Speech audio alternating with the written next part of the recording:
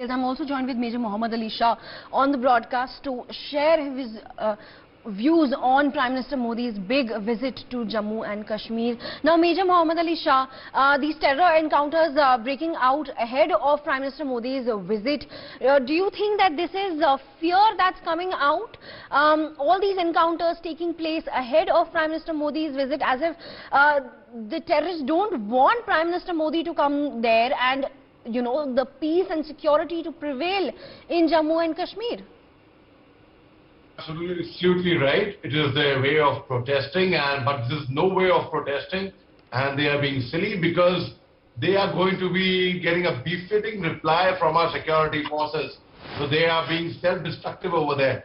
And 24th April, as we all know, every year is considered to be celebrated as the Panchayati Raj Day. It was 24th April 1993. When the power was decentralized and it was brought to the grassroots level of the Panchayati Raj, even in small hamlets. So yes, Prime Minister Narendra Modi is going to be addressing he's going to be coming to Jammu and Kashmir, he's going to be coming to the state and he will be addressing the Panchayati Raj committee, and he will be having online sessions as well. But now when people over there are getting disturbed, they want to show that not all is well in Jammu and Kashmir.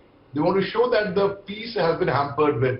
They want to show that things are unstable there, which is not the case actually. Things are stabilizing there rather. So yes, it is, and let me tell you, it's been speculated and it's been thought of and talked about that there are two terrorists, foreign terrorists, who crossed over from Pakistan and the line of control with an underground tunnel. So they dug the underground tunnel and they came across, and of course they were facilitated by the local help over there, maybe the the local truck driver or the truck conductor or the helper over there, and they had assisted them. But anyone who indulges that in such kind of activities, supporting a terrorist is as good as a terrorist activity. So the locals over there, they better be aware, and I'm sure the locals over there do not support terrorism. It will be one odd bad egg, one odd bad fish over there which would be doing this, and then because of those people, the entire village is going to get into trouble there. So my advice to the people over there is, do not indulge in that. Let the Prime Minister visit go off very, very peacefully. Ultimately, it's going to be good for the locals over there to do a lot of good. Otherwise, you'll be self-harming yourselves, the villagers over there.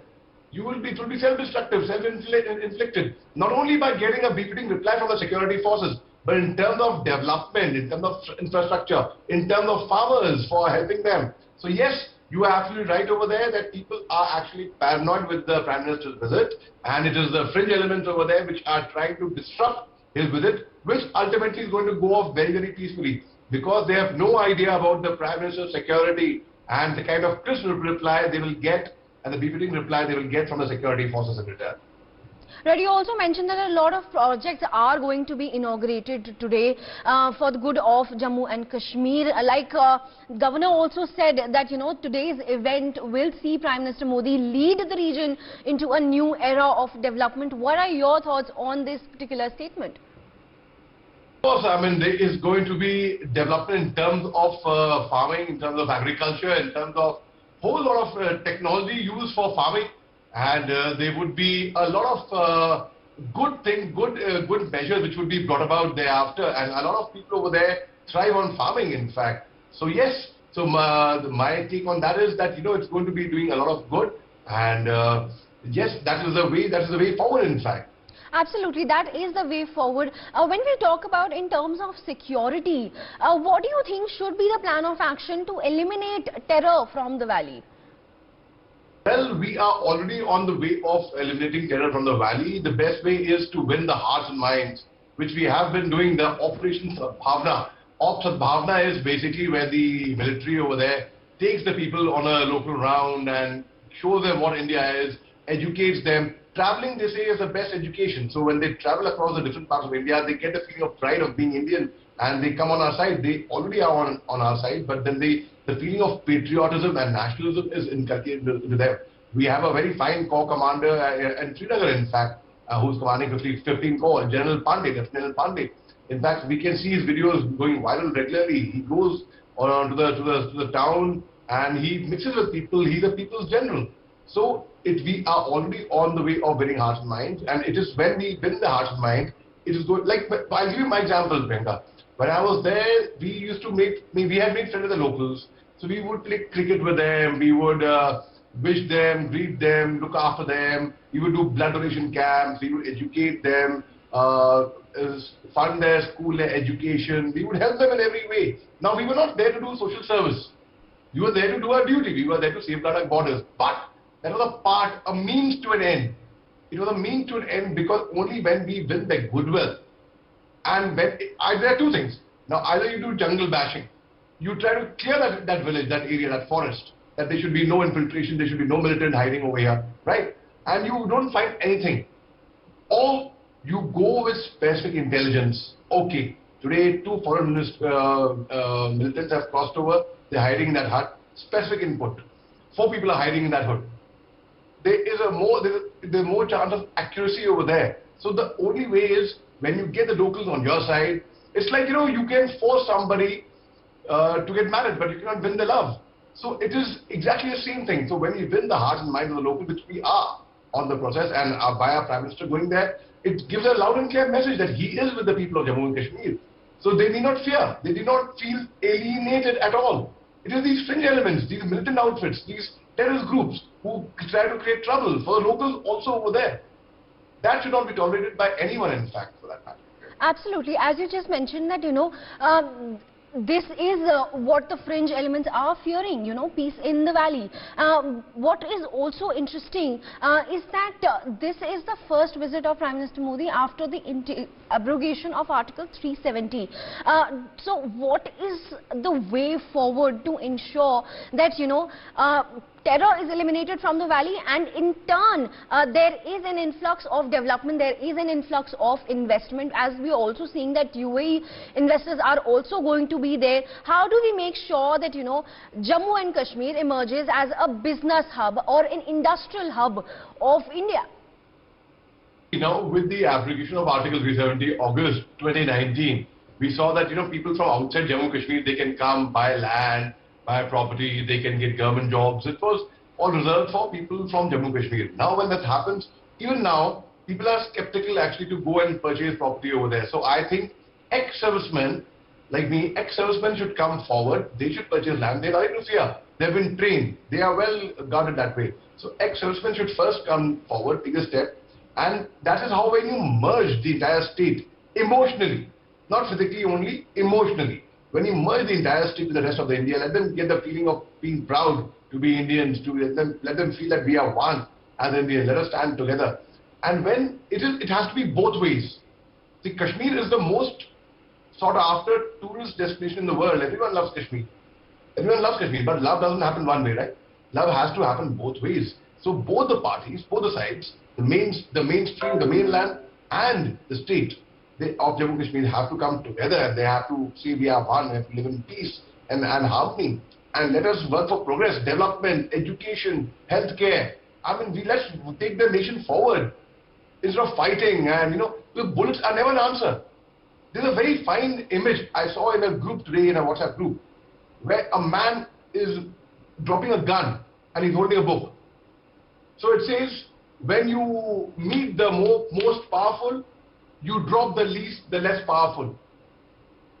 So it is like that. So they have to be educated. And when you educate people, they get more aware. It's like, for example, an anchoring job.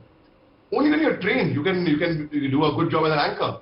If I were to come and do an anchor, probably I would be a disaster because I've not been trained in that. So education, educating yourself, training yourself in that particular field of specialization is very, very important. That is the way, like our Home Minister had said, we would be getting IIT, we would be getting IIMs in Jammu and Kashmir. Well, that's a different thing that people would argue that, the people of the state can go to different areas. They can go to IIM Ahmedabad or IIM Calcutta, from where I am an alumni of. But then, when you have a particular IIT, IIM right there in physically, you get motivated to study and crack CAT, to study and crack IITG, to study and go for UPSC, civil services, foreign services. You go for government jobs, you go for armed forces, you go for IPS. So that is the way forward to strengthen any sect, any community for that matter. Education and rising above the poverty line, getting good jobs. These are things which have to be the focus, and I'm glad that they are being the focus. So yes, the best way forward is to educate those people and to make sure. I'll give you a small analogy, very interesting. In the year 2003, I was posted at the line of control, and our post was 30 meters from the Panchayati post, and there was a fencing over there. So there was a danger every night that there could be infiltration, there can be somebody digging up a trench or a tunnel, or the probably infiltrators can carry a rubber sheet with them or whatever. So we used to be alert 24/7. And we said, okay, we were actually waiting for these people to come. Right. So that we can give them a befitting reply there. Now, there was a firing range close by. So we would practice firing over there. And there was a small 10-year-old boy who would come every day and risk his life and collect those small rounds after firing, right? They would collect those small rounds. So one day I called him, come here. How come you risk your life to collect these small pellets? So he says, sir, we are so poor that we have to collect. I said, no, if you are poor, then okay, do this, but okay, fine. I'm glad that he said, I want to study. I want Absolutely. to study, live a normal life. So that is, so slowly and gradually, the mindset of the people over there is changing, and I'm glad about that. Major Mohammed Ali Shah, very good point mentioned there that education is the way to go. We also have a breaking news coming in at this point. The Prime Minister is scheduled to address panchayats across the country on Panchayati Raj Divas. He has tweeted wishing all a very happy National Panchayati Raj Day. Panchayats are the cornerstone of Indian democracy, in whose strength lies the prosperity of the new India. Let us take a pledge to further empower our panchayats in building a self-reliant India. Major Mohammed Ali Shah, a big boost to panchayats, especially in Jammu and Kashmir. Prime Minister Modi has said that they are the cornerstone of Indian democracy. Your thoughts and comments on this? Right, and in fact, in 1993 itself, when the power was decentralized, if you keep the power centralized and you say, okay, you will control everything, and you do not give authority and responsibility to lower levels. Now, I'll give you an example of the army itself.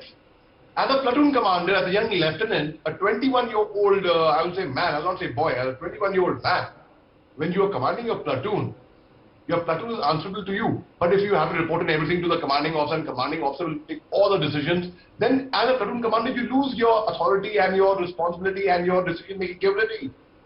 So that way, like I was very lucky. I had a very fine commanding officer when I was the Assam Rifles in Nagaland.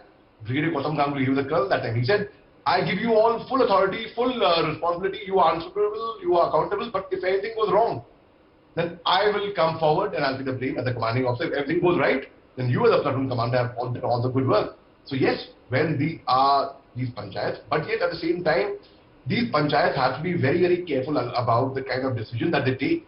They cannot take a decision in haste. At the same time, for example, there were cases of, I'm not saying anything against anything, but again anybody, but some panchayats, they took some wrong decision sometime. So that should be actually called out. Apart from that, I think the panchayats are doing a great job, and I think, as the Prime Minister rightly said, that is the way forward. In fact, and I'm glad our country is moving forward in every small segment of society. Absolutely. Panchayats need to be empowered. How do you think that panchayats can be empowered to take on terror? Of course, security forces are on the job. We are also learning that there has been a suspected blast in Jammu and Kashmir. How do you think the overall security of Jammu and Kashmir needs to be ensured at this time? Well, firstly, our security forces are doing a very, very good job. They're already there. Then there is something known as VDC. In every village in Jammu and Kashmir, VDC is a village defense committee, where there are volunteers who are given arms, small arms, for self-defense. They are trained in that, and they possess those weapons, which are licensed, of course, they are legal, and they are there. So they behave like a santri, like a guard. So they're not guard by profession, they're not part of the forces, but it's a village defense committee. So when, and the positive vibes are spread across the village that, okay, intelligence gathering. If ever you find anything suspicious, if anyone comes from outside, if you find any suspicious activity, straight away go and report to the security forces, the police, to the military. We had very, very good sources. That's why we could do well. The villagers in our time would report in to us and would tell us every small thing. Every small thing. They say that even a leaf would not move in our area without me knowing, without us knowing. So that is the way. I mean, when you gather intelligence, you educate people, you create opportunities for them. And let's again realize Pakistan is using as a proxy war against us. They are using it like a weapon against us. And why were, now not anymore, why were earlier the youth falling prey to them? Because of poverty, unemployment and education. But things are changing now. So Pakistan, their intentions are not being fulfilled. So they believe they are getting into narco war by dropping narcotics on the Indo-Punjab border, Jammu and Kashmir, whatever, by sending UAVs across, by talking against us in the media, which is not going to help them. It's going to work against them rather, in fact. So the only way forward is, again, when we, from the grassroots level, when we lift our society up, by boon se ghada bharta hai. Every small drop of water makes an ocean. So when we actually fill the ocean with every small drop of water and make our efforts, it will be a journey to 1,000 miles begins with a single step. So I think we have already taken a lot of steps further and we are moving towards progress, and that is the way. Right, a very important point mentioned there, that when there is infrastructure, there is a development in the region and people support in the intel as well. Nobody, no country can actually even think of attacking India. Nobody can think of infiltrating India. There needs to be a harmonium between all those factors. There needs to be development and there needs to be coordination and support from the local agencies as well. Panchayats, everybody, panchayat security forces, everybody needs to come together to ensure there's a secure and developing Jammu and Kashmir, so that when tomorrow we think of Jammu and Kashmir, it is related with development and not terror. You're absolutely right. You know, when we think of, like, for example, when the UK Prime Minister Boris Johnson had come to India, first thing he went was where there's industrial development. He went to Ahmedabad and he saw at the exhibition the latest technology, machinery, right? But instead of how about the fact if we would have taken him to a place in Northeast or a place in Jammu and Kashmir, which is considered to be rural at the moment? It would be good for the locals over there as well. More opportunities for them would be created. And so people should see it positively. They should be happy about it. Instead of this kind of suspected blast going on and people are fringe elements trying to create trouble, that always happens. It happens in a small university also. In a university, if there is a VIP visit coming, the student union's job is to protest. And they will protest. They will wear black band. They say, no, so-and-so should not enter our campus. So this thing happens everywhere. This analogy I gave you of a university is because everyone can understand this. That everyone has gone to a college or university, and when we have a VIP guest, for some reason, our demands are not being met. If we feel so, if we have a grouse, we will protest in our own way. I have actually seen people lying down on the roads, which is not a good thing. It is a very bad thing, a wrong precedence. Similarly, but that is to their level. And here, this is their way of protesting, which is again wrong. Because they are being self-destructive. They don't realize the people who are doing this, who are carrying out these kind of nefarious activities, are not only damaging their own selves, they are damaging their own brethren, their own community, their own villagers, their own family. So also abrogation of Article 370 in the month of August 2019 should not be seen as a cricket match that so-and-so won and so-and-so lost. It should be as an integration that we are all coming together. Yes, the street was under lockdown, the street was under turbulent time for a very long time. They are for months together. But then, instead of seeing it negatively, now there are two ways. The glass is half full or the glass is half empty. How do I see it as? I see it as the glass is half full and I'll drink that water. I'm traveling in a bus. And on one side, they are burnt mountains. Not a very pleasant sight. On the other side, they are beautiful valleys and looking from the window. So which side do I choose? I choose to look at. So it all depends on our mindset. Don't quit when the tide is lowest, for it's just about to turn. Don't quit over doubts and questions, for there's something you may learn. Don't quit when the tide is lowest, for it's just about to turn. Don't quit when the hill is steepest, for your goal is almost nigh. Don't quit when you run the furthest, for your goal is almost nigh. Don't quit, for you're not a failure unless and until you fail to try. So we are trying and we are moving towards progress, Priyanka. All right, we are moving towards progress, but one of the major issues remains terror. You know, we have been talking about the return of Kashmiri Pandits to the valley as well. But as far as we can see, the attacks are still happening. So do you think it's easier said than done? Recently, this film came out called Kashmir Files, which was largely covered by media and it was in the news. Well, the Kashmiri Pandits today, they do not need revenge. They need rehabilitation.